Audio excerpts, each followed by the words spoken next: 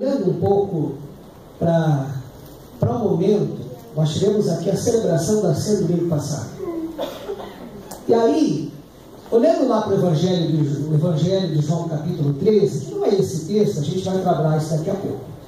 Mas eu estou tentando aqui fazer a ponte. Domingo passado, nós enfocamos as nossas questões domésticas.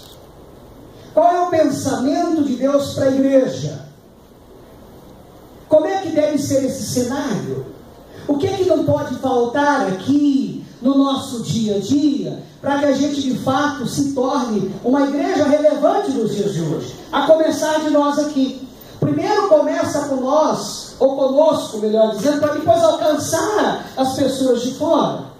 Então, semana passada, Deus colocou no meu coração para nós trabalharmos as questões domésticas. Então falamos do serviço, falamos da coragem, falamos da fé, falamos da esperança, falamos da humildade, características tão necessárias, essenciais na minha e na tua vida, na vida da igreja, para que ela possa de fato ser vista, ser percebida como a igreja do Senhor Jesus Cristo nos dias de hoje. Talvez você tenha vindo aqui hoje preparado para ouvir uma mensagem voltada para o momento, ou seja, a gente trabalhou uma mensagem voltada para o Pai, para o Dia dos Pais. Eu até me senti tentado a trazer uma palavra assim para os irmãos. Mas aí Deus disse para mim que era hora da gente olhar um pouco para fora. Porque semana passada nós já trabalhamos as questões domésticas. O pensamento de Deus aqui, para nós como igreja, aqui no doméstico. Mas hoje, eu quero trabalhar com os irmãos o pensamento de Deus para fora dessas quatro paredes. Algo que talvez nós temos deixado de lado. Não tem tido a devida prioridade na nossa vida, uma vez que nós nos deparamos aí com essa ordem de Jesus. Antes de partir ao céu, antes de ser assunto ao céu, Ele deixou essa missão para mim e para você. Ele vai dizer, ou disse, ide por todo mundo e pregai o Evangelho a toda criatura. Ou seja, é tempo de olharmos para fora, olharmos para o mundo perdido, invadirmos este mundo, levarmos o amor tão comum aqui dentro para compartilhar lá fora com as pessoas do mundo, que vivem no mundo, que desconhecem o Deus que nós conhecemos. Então, queridos, a proposta nesta noite, para mim e para você, é pensarmos na evangelização. Qual é o pensamento de Deus com relação ao mundo? E aí, eu tomei a liberdade de citar, trazer a situação de John Wesley.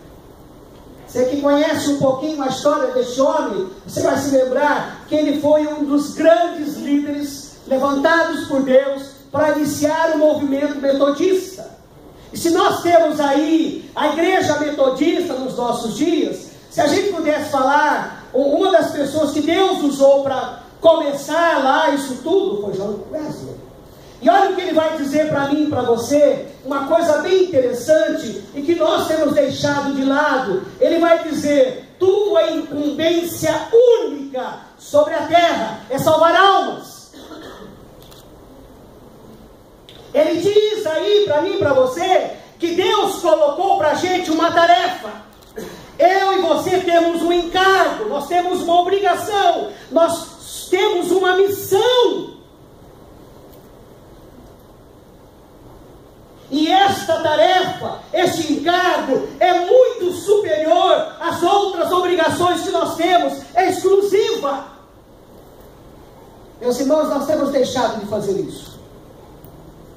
Nós não temos levado em consideração as recomendações do Senhor Jesus. Nós não temos levado em consideração as recomendações de John Wesley, que só pode dizer isso que está aí registrado para mim e para você, baseado nas palavras do Senhor Jesus. Porque tem muita gente de Deus aqui, sobre a terra, debaixo do céu, achando que a incumbência única é construir aqui uma carreira. adquirir vários diplomas, é se dar bem na vida, nada contra, e nós devemos, de fato, priorizar isso nas nossas vidas. Mas, meu irmão, essa incumbência de salvar almas deve vir antes de todas estas.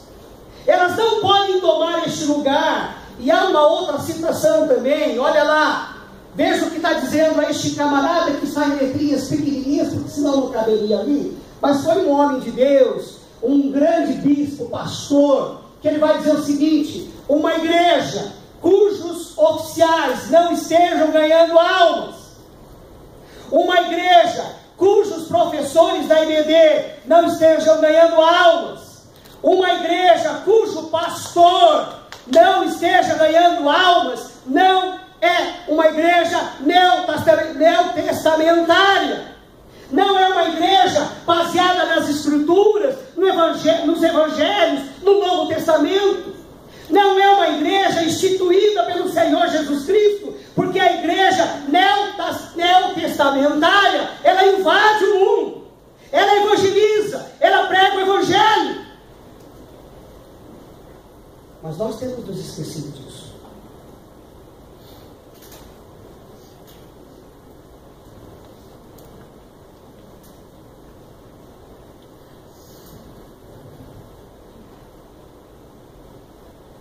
Meus irmãos, quando nos deparamos com esta ordem, com esta missão de Jesus, ide por todo mundo e pregar o evangelho a toda criatura, nós devemos entender o seguinte: que eu e você temos uma missão aqui no mundo.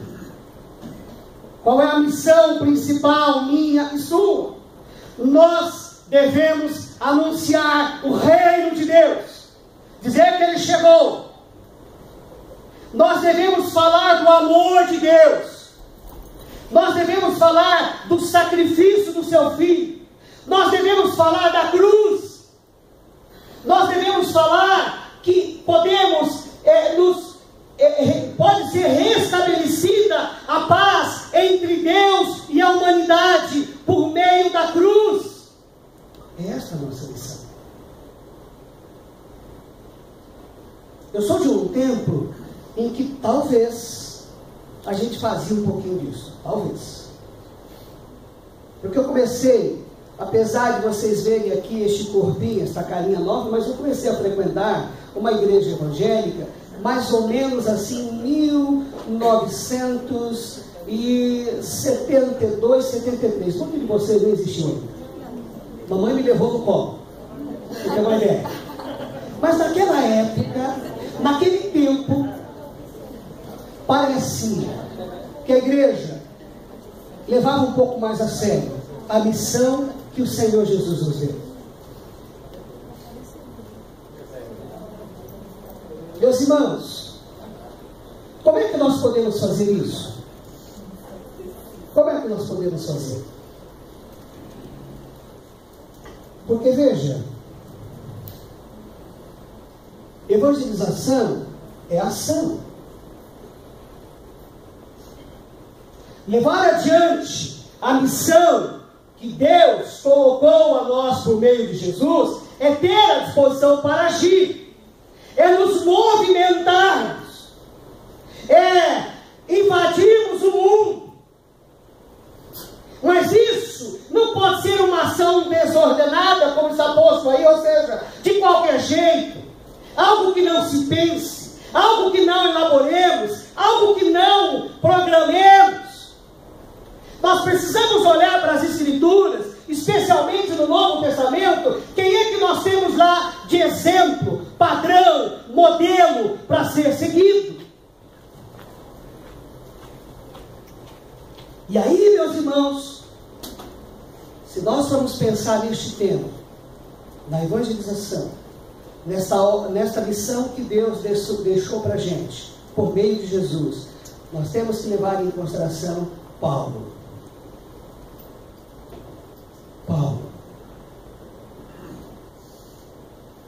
que deve ser padrão, modelo, exemplo. Você pode se perceber diante de um especialista Mas por que ele era um especialista? Porque ele fez antes de nos ensinar, ele esteve lá, ele invadiu o mundo. Você que conhece um pouquinho de Bíblia, você sabe que Paulo, ele fez pelo menos 3 viagens missionárias. E nessas 3 viagens missionárias, nós podemos extrair daí motivos e métodos de evangelização.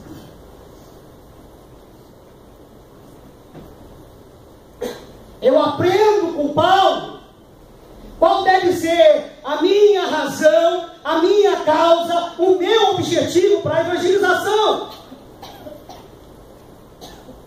E eu aprendo com Paulo os métodos. O que eu quero dizer com isso? A maneira ordenada de fazer as coisas, ou melhor, a estratégia, o modo de proceder. Qual é a estratégia? Como é que eu ajo para evangelizar?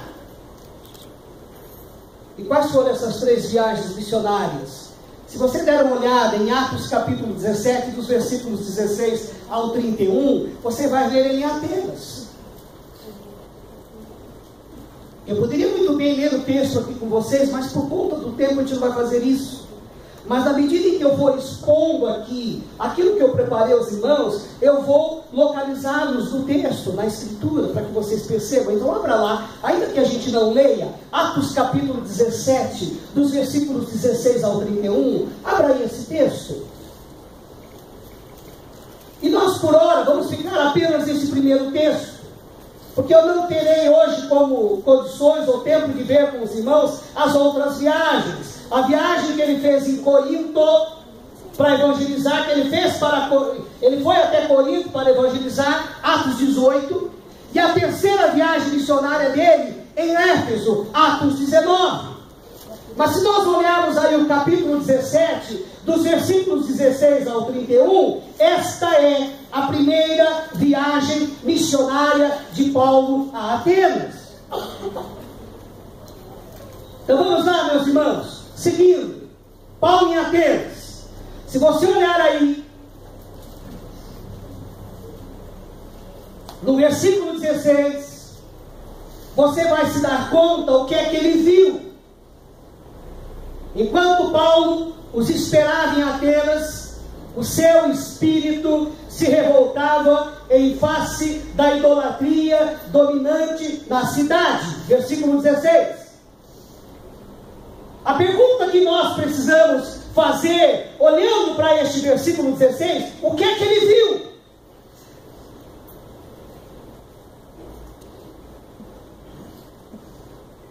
Porque se nós nos basearmos na postura dele aqui, nós teremos ensinamento,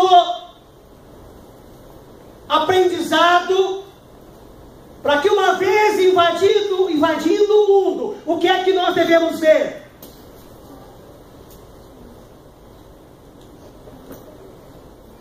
Meus irmãos, o que é que ele olhou? O que é que ele contemplou em Atenas? O que é que ele enxergou? Lhe digo sem errar, porque está aí no versículo 16. Não foi a beleza daquele lugar, porque era um lugar muito bonito. Atenas tinha lá pontos turísticos, muito belos, bonitos. Não foi isso que ele olhou. Atenas tinha os edifícios lindos. Não foi isso que ele olhou.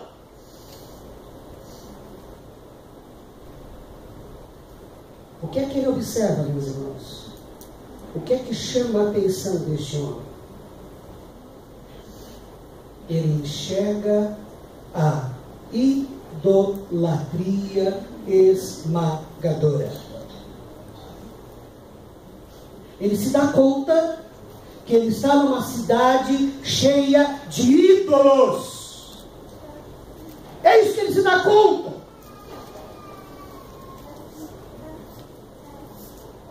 Meu irmão, uma pergunta aqui para mim e para você. A gente já vem ouvindo, e já não é de hoje, que o nosso foco é conquistar o bom retiro para Jesus, a nossa Jerusalém.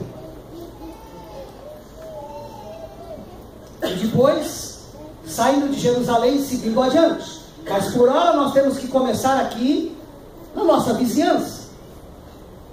Então, meu irmão, minha irmã, o que é que você tem observado aqui no Bom Retiro?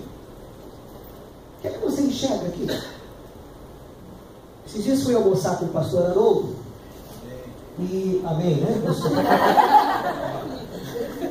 Ele vai falar do jejum, se for falar amém também. Mas enfim, né? Saímos para almoçar, e aí o pastor Haroldo, andando um pouquinho mais aí com o missionário Jonathan, recebendo algumas informações, ele diz assim: pastor, pode observar, olha, dá uma olhada aqui nas calçadas, tanto do lado de lá como do lado de cá. Você está vendo quem aí? Algumas pessoas comendo uma carninha, bebendo, conversando. Sabe quem são essas pessoas? São os paraguaios. Eles ficam nas calçadas de domingo, a partir das 14 horas, fazendo isso. Porque de segunda a sábado, a vida deles é muito corrida, muito agitada. Eles trabalham demais, ganham pouco, muitas vezes até ganham algo assim, uma miséria. Porque alguns deles estão aqui e eles têm medo de serem, enfim, né? Vocês entendem o que eu estou dizendo? Quer dizer, então, nós acabamos escravizando essas pessoas, nós acabamos fazendo mal a essas pessoas. Então, elas de domingo ali, a partir das 14 horas, é quando elas começam a ter ali o momento de diversão delas. Você sabia disso? Você tinha ciência disso? Outro dia que nós fomos lá na padaria tomar um café, fala mesmo, fomos tomar um café, adentrando aquela padaria aqui, e aí eu fiquei impressionado, porque era quarta-feira, um pouco antes do nosso culto de oração. Aí chegou um grupo de homens, mais ou menos uns 6, 7 homens, muito bem vestidos, terno, gravata, e eu falei assim: pastor Haroldo, interessante essas pessoas. Quem são essas pessoas? Ele dizia: olha, talvez já seja gente de igreja, que nós temos uma igreja evangélica por aqui. Mas eu olhei para aquele povo e falei: meu Deus, quem são essas pessoas?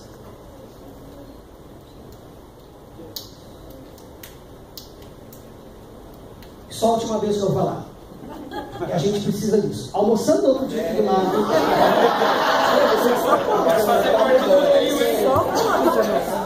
Eu sou uma boa influência. Vai vendo aí, né? E aí, meus irmãos, ali, almoçando, conversando, sonhando junto algumas coisas para a nossa igreja, pensando alto. Enfim, ali, pensando alto. Aí de repente eu vejo uma moça se aproximando e falei: puxa vida, aquela moça fez serviço social comigo na faculdade, na FMU. Aí eu a chamei: ô Ricardo, ela fez: oi, tudo bem com você? Tudo bem? Eu falei: menina, mas o que você está fazendo por aqui? Não, é que eu frequento esse centro espírita aqui. Sério? É. Eu gostava muito no início do caboclo. Agora eu gosto. E começou a falar. Meus irmãos, quando você olha para esse centro espírita, o que é que você enxerga? O que é que você enxerga? Quando você anda pelo Bom Retiro, o que é que você enxerga? O que é que você vê? Você vê a miséria? Você vê gente mal vestida, cheirando, fedendo? O que é que você vê?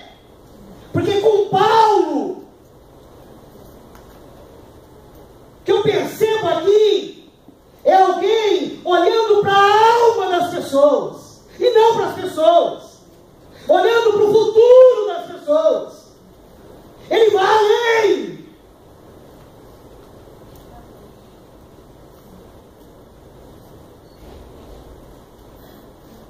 O que ele sentiu?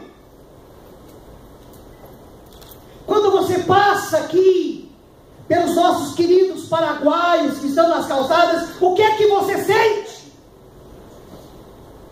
Porque tem gente que diz: vieram aqui para roubar o nosso emprego. É isso que você sente? É isso que você pensa? O que é? Porque Paulo, quando ele olha para aquela situação ali dos atenienses, aquela idolatria esmagadora, aquele povo servindo a ídolos, ele sente ciúmes pelo nome de Cristo. Você está diante de alguém aqui que tem um zelo excessivo pelo nome de Cristo. E isso incomoda. Isso deveria nos incomodar também, meus irmãos. Deveria nos incomodar. Talvez a gente teria que levar em consideração essa fala ou essa palavra de João Wesley, tua incumbência única sobre a terra é salvar almas. Amém. Você foi posto aqui, você foi colocado aqui para priorizar a evangelização, para falar a respeito do reino de Deus ao perdido, para falar a respeito da cruz, para falar a respeito do Calvário, para falar a respeito do sofrimento ao perdido. Mas nós não temos feito isso. Com Paulo era diferente, meus irmãos. E olha lá, o que é que ele fez? Porque ele vê, ele sente, mas ele tem uma ação. O que é que ele fez? Diz aí o versículo 17: por isso dissertava na sinagoga entre os judeus e os gentios piedosos, também na praça, todos os dias, entre os que se encontravam ali. O que é que ele está fazendo aqui, meus irmãos? Ele está pregando a Cristo Jesus. Ele não perde a oportunidade de se comunicar, falar aos judeus e aos não judeus a respeito de Jesus Cristo. Ele não perde a oportunidade. O que é que eu e você temos feito, meus irmãos? Sabe o que eu fiz com aquela moça que veio me falar do caboclo? Eu perdi a oportunidade de evangelizar. Eu poderia ter lá evangelizado. Sabe uma das coisas que eu gosto da minha esposa? É que assim, às vezes eu acho até um pouco além da conta, né? Mas ela não perde a oportunidade de evangelizar. Um dia, era 11 e pouco da noite, a gente estava saindo daqui, estava chegando um bêbado todo torto, e ela já queria ir lá evangelizar. Amor, calma, meu bem, né? Enfim, até... Mas aí depois eu fico pensando, gente, quem é que está certo? Quem será que é que está certo?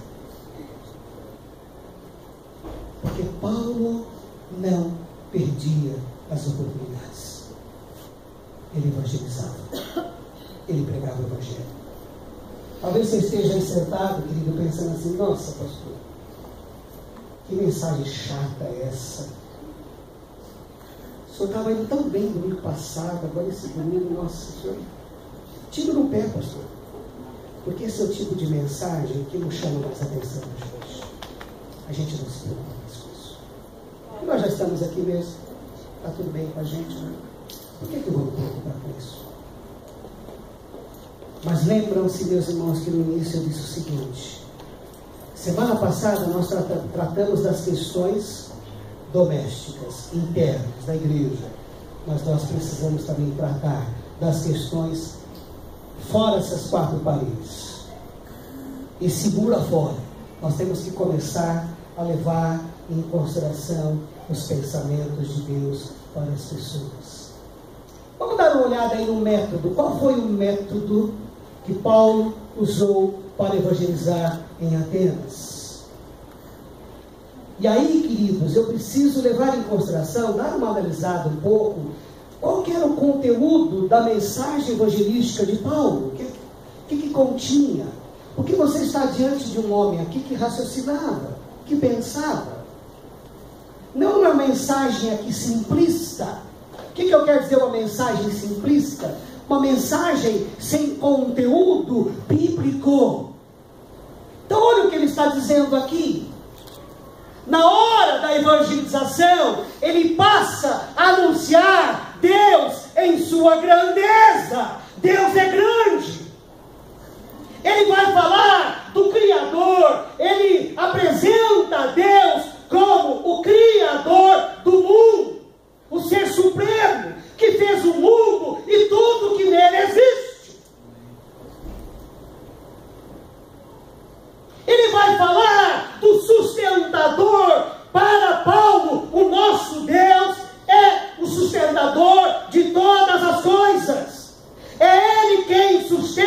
vida, é Ele quem preserva a vida, sustentador.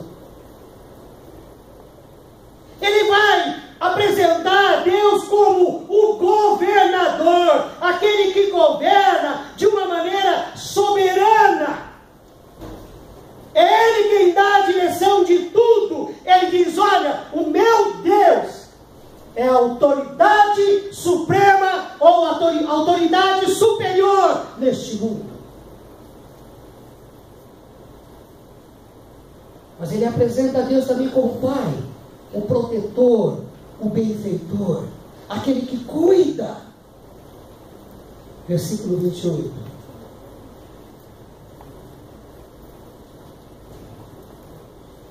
Mas ele não deixa de falar do juiz. Ele apresenta Deus como juiz. E é interessante que ele vai dizer lá no texto: olha, Deus não levou em consideração o tempo do quê? Da ignorância de vocês. Mas ele manda agora que todos vocês, todas as pessoas, em todos os lugares, se arrependam de seus pecados. É isso que ele fala lá. Então ele traz essa ideia de Deus como um juiz.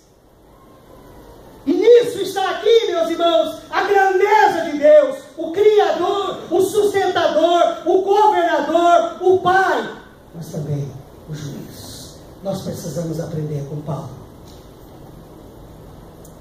Essa é uma mensagem racional e não irracional. É um ser que pensa, coerente, lógico, e ele consegue, em alguns poucos versículos, anunciar o quanto este Deus a quem servimos é grande. Mas eu consigo também, meus irmãos, perceber em Paulo uma certa mobilidade. O que é mobilidade, pastor? Você está diante de um evangelista aqui, que ele consegue se movimentar, ele não está preso a um determinado lugar, não, ele tem uma visão ampla, ele vai por todos os lugares. É por isso que ele evangeliza lá na sinagoga, que a gente poderia dizer igreja. Ele evangeliza na sinagoga, mas ele vai para a praça, e lá ele evangeliza. Ele invade a universidade, evangeliza.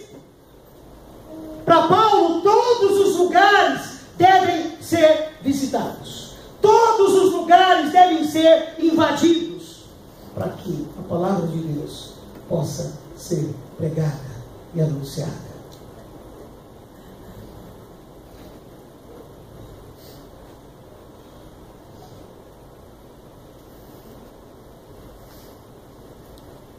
Meus irmãos, eu quero fechar com os irmãos essa parte aqui, ó. Há uma diferença no nosso jeito de evangelizar com o jeito de Paulo naqueles dias. Vai estar aqui para que a gente aprenda com ele. Porque a nossa mensagem, ela parece superficial. O que eu quero dizer com isso? É uma mensagem pouco profunda. O que eu quero dizer com isso? É comum, quando nós resolvemos evangelizar, ser uma mensagem eclesiástica. O que eu quero dizer com isso? Nós evangelizamos dentro da igreja. Nós queremos que o pecador venha para cá e aqui nós iremos evangelizá-lo. Paulo invadiu o mundo. Ele foi atrás dos pecadores lá do mundo.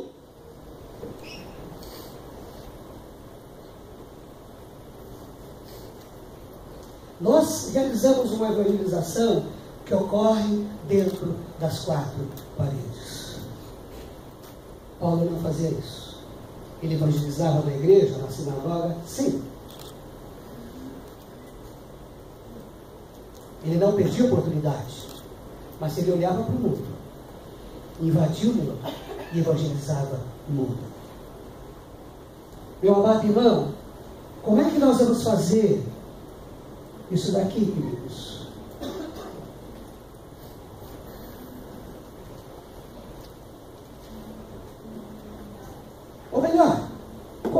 possamos fazer isso daqui. Ide por todo mundo e pregai o Evangelho a toda criatura. É somente por intermédio de Jonathan, Rossan, que são os nossos funcionários que estão aqui. É somente por intermédio dos muitos missionários que nossa junta de missões trouxe para trabalhar com ela. Basta eu, nas campanhas de missões, pôr a mão no bolso, trazer, depositar aqui no altar, ter aquela disposição apenas também de orar, que é importante, você pôr a mão no bolso, abençoar, orar, mas é importante você ir também. E aí, meu irmão, aí sim, fechar com João Wesley, entender que estamos aqui como missão principal da nossa vida, salvar almas. Isso talvez deve acontecer lá dentro da tua casa, meu irmão. Tem gente lá que ainda não é de Jesus. Talvez isso deva acontecer lá no teu trabalho. Talvez isso deva acontecer lá na tua faculdade. Talvez isso deva acontecer lá na tua escola. Talvez isso deva acontecer lá nos teus vizinhos. Tem gente, tem pessoa lá que precisa ser salva. E eu preciso estar lá. Você precisa estar lá. Então, meus irmãos, vamos continuar evangelizando aqui dentro da igreja? Sim.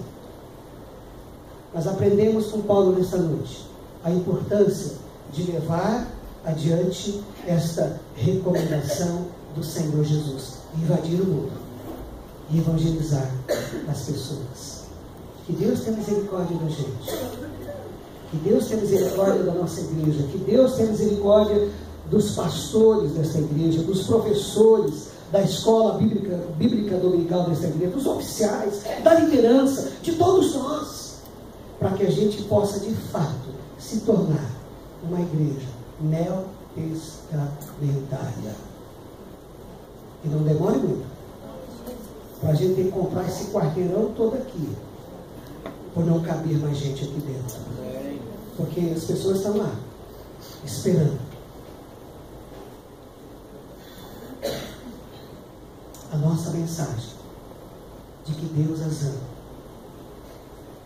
E para tanto, elas precisam levar em consideração aquilo que o Senhor Jesus Cristo fez por elas na cruz do Calvário. Meu irmão, nesta semana, em nome de Jesus, leve em consideração isso aqui. Onde quer que você esteja, entenda que você é um missionário de Jesus. Não apenas Jonathan, você, mas todos nós. A começar do teu pastor. Nós precisamos evangelizar as pessoas que estão caminhando com a gente. Amém, querido? Pastor, mensagem chata. Mensagem de Deus para a gente, queridão. Mensagem de Deus para a gente. Isso é de Deus também. Vamos acordar para isso. Enquanto há tempo. Enquanto há tempo. Podemos orar? Feche os seus olhos. Paizinho, nós queremos te agradecer. Porque nesta noite o Senhor tentou nos ensinar, trazer para o nosso coração motivos e métodos de evangelização, olhando para a vida de Paulo. Ele ali em Atenas, ele vê, ele sente e ele faz alguma coisa. Mas é uma coisa que agrada o teu coração.